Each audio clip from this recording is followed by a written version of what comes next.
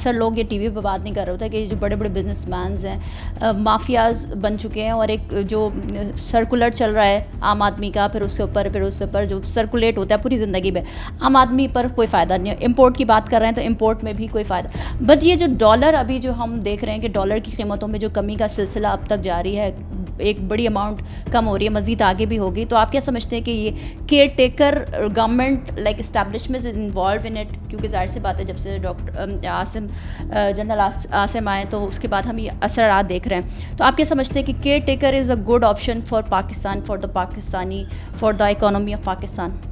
دیکھیں, caretaker has not been and caretaker is not and caretaker will not be a good option. یہ caretaker government کو بھی پتہ ہے, for the time being obviously یہ ہو سکتا ہے کہ آپ یہ کہہ سکتے ہیں کہ چلیں for the time being to manage the situation caretaker government اپنے تائیں وہ سب کچھ کرنے کی کوشش کر رہے ہیں جو وہ کر سکتے ہیں. لیکن میں ایک بات یہاں پہ گوش گزار کروں کہ جو ڈالر کی پرائسز میں ابھی کمی ہو رہی ہے, یہ کمی کچھ بہت سارے لوگ یہ کہتے ہیں کہ یہ نیچرل کمی نہیں ہے. اس کا مطلب یہ عام طور پہ جو ڈالر کی پرائسز ہیں وہ اس طرح سے کم ہوتی ہیں کہ آپ کی ایکسپورٹ بڑھتی ہے یا امپورٹ کم ہوتی ہے, تو اس کی وجہ سے آپ کے بیلنس آف ٹریڈ کے بہتر ہونے کی وجہ سے آپ کی کرنسی کی آؤٹ لک بہت بہتر ہوتی ہے اور آپ کی پرائسز, آپ کی ڈومیسٹک کرنسی کی پرائسز بڑھتی ہیں. لیکن اگر آپ اب پاکستان کے ایکسپورٹ کے بریک اپ کو دیکھیں تو کوئی سگنیفیکنٹ انکریز نظر نہیں آ رہا.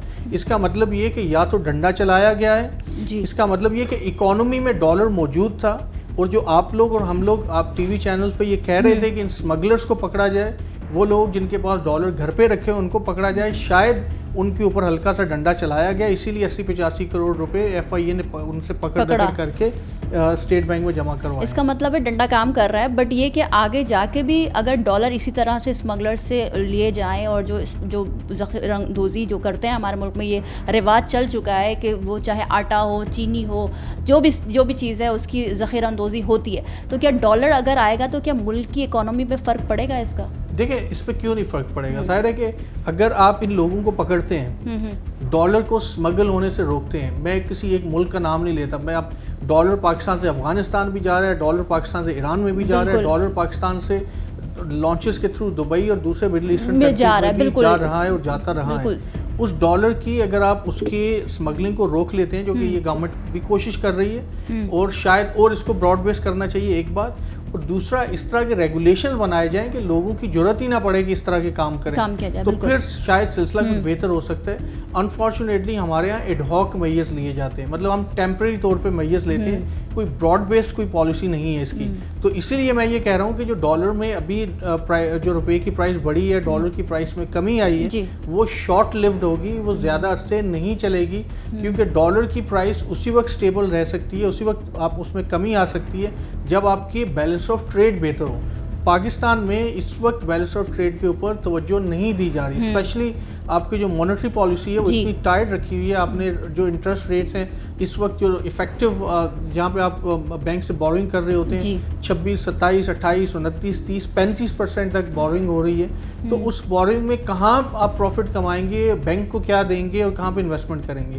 تو میرا خیال یہ ہے کہ گورنمنٹ کو اس اسپیکٹ پہ بھی کام کرنا چاہیے. ٹھیک ہے, اچھا بہت امپورٹنٹ کوسچن کہ آئی ایم ایف ظاہر سے بات ہے بہت ساری ڈیمانڈ کرتا ہے, اور ساتھ ہی ساتھ یہ بھی ڈیمانڈ کر رہا ہے کہ جو ادارے ہیں, گورنمنٹ کے ادارے ہیں, اس کی نجکاری کا فیصلہ اور زور ہے کہ آپ نجکاری کریں, پی آئی اے ہو یا دیگر ادارے ہوں. تو آپ کیا سمجھتے ہیں اس کی نجکاری سے آئی ایم ایف کی نرمی ہوگی یا مزید سختیاں ہوں گی؟ ساتھ ساتھ ٹیکس کی ہم بات کر لیں کہ ہمارے ملک میں لوگ ٹیکس نہیں دیتے, اور سب سے زیادہ بڑے بڑے بزنس مینس ٹیکس نہیں دیتے, عام آدمی کے سیلس ٹیکس کے ذریعے اور دیگر چیزوں کے ذریعے ٹیکس لیا جاتا ہے. کیا ٹیکس کی وصولی زیادہ ہوگی تو ہمارے اکانومی میں فرق پڑے گا؟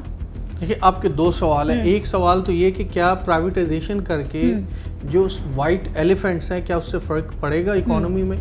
تو ضرور سے فرق پڑے گا. ایٹ لیسٹ پاکستان کے لوگوں کی ان وائٹ ایلیفینٹ سے جان چھوٹ جائے گی, جیسے پاکستان اسٹیل مل ہو گئی, بالکل, ایون پاکستان انٹرنیشنل ایئرلائن پی آئی اے ہو گیا, یا جو آپ کے جو دوسرے اس طرح کے محکمے ہیں, آپ کی اربوں روپے کی ٹیکس پیئرز کی منی وہاں پہ جاتی ہے, اور آپ تنخواہوں کی مد میں اور پرکس میں اور پتہ نہیں کیا کیا اس میں آپ بڑی مشکل سے جو ٹیکس اکٹھا کرتے ہیں وہاں پہ خرچ کر دیتے ہیں.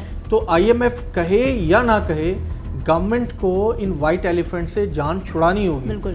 انفارچونیٹلی ہوتا یہ ہے کہ جب پرائیویٹائزیشن کی بات ہوتی ہے تو آپ سب سے پہلے وہ ادارہ آگے رکھ دیتے ہیں بیچنے کے لیے جو سب سے پروفیٹیبل ہوتا ہے, بجائے اس کے کہ آپ اسٹیل مل کو بیچیں, بجائے اس کے کہ آپ پی آئی اے کو بیچیں یا کسی اور ادارے کو آپ اس کے ہاتھوں اس کی پرائیویٹائزیشن کر رہے ہو. تو ایک بات تو یہ کہ پرائیویٹائزیشن بالکل کرنی چاہیے اور اکانومی کے لیے بھی بہتر ہے, آپ کی اکانومی کے لیے بھی اور یہ اسٹرکچرل چینجز کے لیے بہتر ہے. ٹھیک ہے. اب آتے ہیں ٹیکس بیس کی طرف. ٹھیک ہے. دیکھیں پاکستان کا جو tax to G D P ratio جو کہ ایک اسٹینڈرڈ یارڈ اسٹک ہے دیکھنے کی کہ ٹیکس کتنا اکٹھا ہو رہا ہے, وہ آپ کے خطے میں لویسٹ ہے.